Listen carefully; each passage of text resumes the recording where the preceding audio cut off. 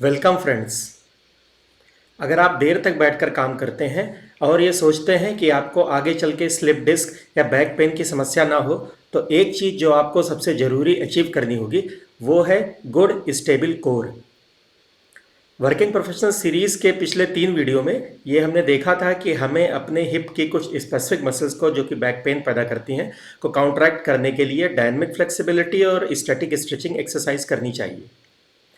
लेकिन एक good stable core back pain और स्लिप डिस्क को रोकने का सबसे कारगर उपाय है। अगर आपकी सर्जरी हो चुकी है या फिर आप स्लिप डिस्क पहले आपको हो चुकी है, आप उससे रिकवर कर चुके हैं, तो भी आपको, अगर आप ये चाहते हैं कि आपको स्लिप डिस्क या बैक पेन की समस्या दोबारा ना हो, तो भी आपको जो एक चीज़ हासिल करनी है वो यही है, एक अच्छा स्टेबल कोर मसल्स। यह रिसर्च से भी साबित हो चुका है कि हमारी कोर मसल्स की स्टेबिलिटी बैक पेन और स्लिप डिस्क को रोकने में सबसे ज़्यादा सहायक है।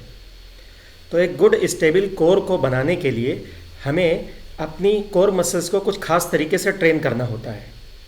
तो इस वीडियो में मैं आपको बताऊंगा कि एक गुड स्टेबल कोर बनाने का कॉन्सेप्ट क्या है और हमें इसे कैसे करना है।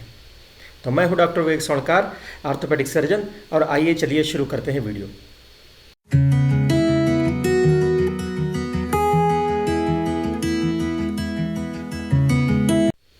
तो आइए सबसे पहले शॉर्ट में ये जान लेते हैं कि कोर मसल्स क्या होती हैं।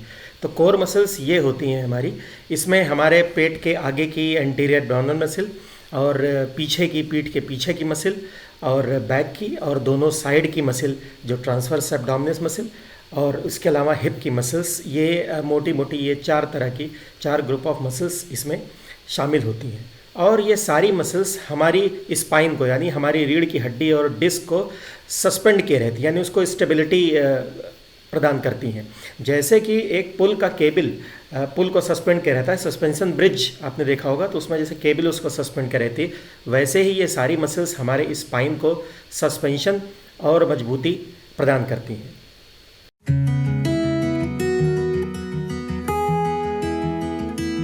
एक गुड स्टेबल कोर को अचीव करने के लिए हमें हमारी वो कोर मसल्स जो कि स्पाइन को स्टेबिलिटी देती हैं, उनकी आइसोमेट्रिक एक्सरसाइज करनी होती है। आइसोमेट्रिक एक्सरसाइज करने के पीछे कॉन्सेप्ट ये है कि इन मसल्स में जो कि स्पाइन को मजबूती देती हैं, स्लो ट्विच मसल फाइबर ज़्यादा मात्रा में पाए जाते हैं और ये कॉन्ट्रैक्शन को देर तक होल्ड करती हैं। तो हमें इन्हीं स्लो ट्विच मसल फाइबर को ट्रेन करना होता है। तो हमारे शरीर में मुख्यतः 2 तरह के मसल ट्विच फाइबर होते हैं। एक स्लो ट्विच मसल फाइबर जो कि कॉन्ट्रैक्शन को देर तक होल्ड करते हैं, और दूसरे फास्ट ट्विच मसल फाइबर जैसे कि हमारे आर्म में या लेग्स में, जो कि कॉन्ट्रैक्शन को देर तक होल्ड नहीं कर पाते लेकिन काफ़ी फोर्सफुल कॉन्ट्रैक्शन करते हैं, रोबस्ट कॉन्ट्रैक्शन करते हैं। आप वेट उठाते हैं, एक्टिविटी एक्सरसाइज करते हैं, कोई भी और एक्सरसाइज करते हैं, वो फास्ट ट्विच मसल फाइबर उसमें रोल प्ले करते हैं। तो fast Twitch muscle fibre strong movement, robust movement के लिए काम आते हैं, जैसे हाथ में और पैर में, पर वो कॉन्ट्रैक्शन को ज़्यादा देर होल्ड नहीं कर सकते। अगर आप इसको टेस्ट करके देखना चाहें तो कोई भी चीज़ आप देर तक उसको होल्ड करिए तो वो कॉन्ट्रैक्शन आप उसको देर तक होल्ड नहीं कर सकते। उसका कारण यह है कि आपकी आर्म में फास्ट ट्विच मसल फाइबर होते हैं जो कि स्ट्रॉन्ग मूवमेंट के लिए तो बने हैं, लेकिन वो कॉन्ट्रैक्शन को देर तक होल्ड नहीं कर पाते। वहीं जो हमारी कोर मसल्स होती हैं जो कि स्पाइन को स्टेबिलिटी प्रदान करती हैं, उनमें बेसिकली ज़्यादातर स्लो ट्विच मसल फाइबर होते हैं जो कि कॉन्ट्रैक्शन को देर तक होल्ड करते हैं। तो ये जो देर तक होल्ड करने है कॉन्ट्रैक्शन का, यही आइसोमेट्रिक एक्सरसाइज होती है, और हमें यही आइसोमेट्रिक एक्सरसाइज अपने कोर मसल्स के लिए करना है। तो अब हमें ये समझ में आ गया कि कोर स्टेबिलिटी की एक्सरसाइज करने के लिए हमें अपने कोर मसल्स, जिसमें कि स्लो ट्विच मसल फाइबर सबसे ज़्यादा हैं, उनको ट्रेन करना है, और उनको ट्रेन करने के लिए हमें आइसोमेट्रिक एक्सरसाइज करनी होगी। आइसोमेट्रिक एक्सरसाइज यानी कि जिसमें हमें कॉन्ट्रैक्शन को देर तक होल्ड करना है, यानी कि कोई रोबस्ट मूवमेंट, स्ट्रॉन्ग मूवमेंट नहीं करना है बैक का, बल्कि कॉन्ट्रैक्शन को देर तक होल्ड करना है।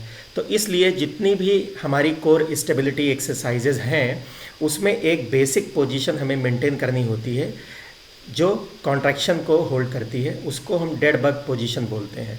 और ये डेड बग पोजीशन हमारी सभी तरह की कोर मसल स्टेबिलिटी की एक्सरसाइज में बनी रहती है। तो इसलिए डेड बग पोजीशन को जानना बहुत ज़रूरी है, क्योंकि जब हम कोर मसल्स की अगले वीडियो में एक्सरसाइज देखेंगे, डिस्कस करेंगे, तो हम उसमें ये देखेंगे कि हमारी चाहे वो बेसिक लेवल की एक्सरसाइज हो या फिर मीडियम लेवल की एक्सरसाइज हो या फिर एडवांस लेवल की एक्सरसाइज हो, सब में हमें वो डेड बग पोजीशन मेंटेन करनी होती है। तो आइए देखते हैं कि डेड बग पोजीशन क्या होती है।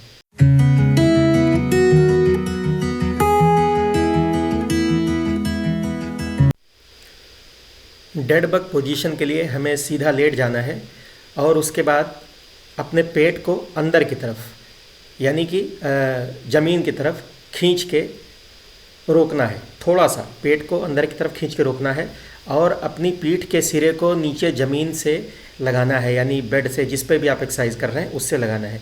यानी पेट को थोड़ा सा अंदर खींचना है और जो आपकी पीठ है उससे आपको नीचे की ओर दबाना है।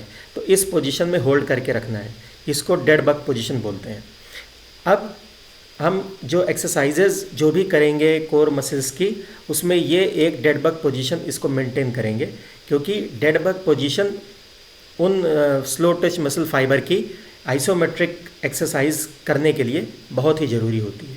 और उसके बाद हर एक उसमें लेवल में हम आर्म और लेग के मूवमेंट से उसके डिफ़िकल्टी लेवल बढ़ाते जाएंगे। तो ये चीज़ हम आगे आने वाली वीडियो में देखेंगे कि हमें कोर मसल्स की एक्सरसाइज बेसिक लेवल पे क्या करनी है, इंटरमीडिएट लेवल पे क्या करनी है और एडवांस लेवल पे क्या करनी है। एक बात और मैं आपको बताना चाहता हूँ, जो मैंने वर्किंग प्रोफेशनल सीरीज़ के पिछले वीडियोज़ में बताई है, कि जब हम देर तक बैठ के काम करते हैं तो हमारे हिप के अराउंड 3 स्पेसिफिक मसल कॉन्ट्रैक्ट और छोटी हो जाती हैं, जिसके लिए हमें डायनेमिक फ्लेक्सिबिलिटी और स्टैटिक स्ट्रेचिंग एक्सरसाइज करनी होती है। लेकिन उसी के साथ साथ जब हम देर तक बैठे रहते हैं तो हमारे जो बैक की मसल्स है, यानी कि हमारी कोर मसल्स का एक पार्ट, वो लेंथनिंग उसकी होती है और उसकी फटीग हो जाती है और धीरे धीरे करके हमारी बैक की मसल्स फेल हो जाती हैं।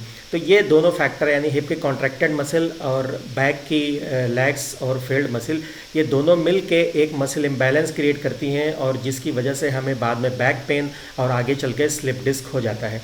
और यही कारण है कि आजकल चूँकि सीडेंट्री लाइफ स्टाइल ज़्यादा हो रही है, लोग बैठ के ज़्यादा देर तक काम करते हैं और उनमें बैक पेन और स्लिप डिस्क की समस्या देखी जाती है।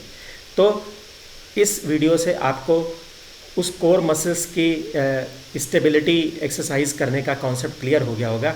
और अगले वीडियो में हम देखेंगे कि इस कोर मसल्स की एक्सरसाइज को हम ग्रेडेड तरीके से कैसे करेंगे, डेड बग पोजीशन मेंटेन करेंगे और उसके बाद कौन कौन सी डिफ़िकल्टी लेवल को बढ़ाते हुए हम एक गुड स्टेबल कोर को अचीव कर पाएंगे। तो आइए मिलते हैं अगले वीडियो में। Thank you.